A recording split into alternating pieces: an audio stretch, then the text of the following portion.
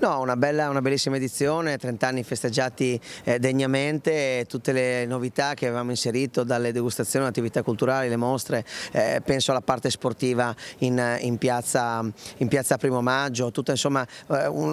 occasioni di salotto come Piazza Matteotti hanno premiato. Un vice sindaco Venanzi soddisfatto per l'edizione 2024 di Friuli Doc, con la minaccia di Giove Pluvio alla fine parcheggiata fuori dalle cinta murarie della capitale del Friuli, che ha accolto migliaia di persone che hanno preso d'assalto gli stand allestiti in tutte le piazze e vie del centro storico udinese. Un Friuli Doc che dall'edizione appena conclusa sdogana il vecchio adagio della sagra a cielo aperto in senso dispregiativo del termine, trasformandosi in un evento enogastronomico a chilometro zero, dove il visitatore diventa consapevole delle specialità friulane sotto il punto di vista ambientale, culturale e turistico. Che una festa popolare tale rimane, tale rimarrà. È chiaro che non basta più andare a mettere un piatto in tavola in una piazza, bisogna creare delle altre eventi attrattivi, quindi è ovvio che l'offerta alla gente, avendo moltissime opportunità anche nel nostro territorio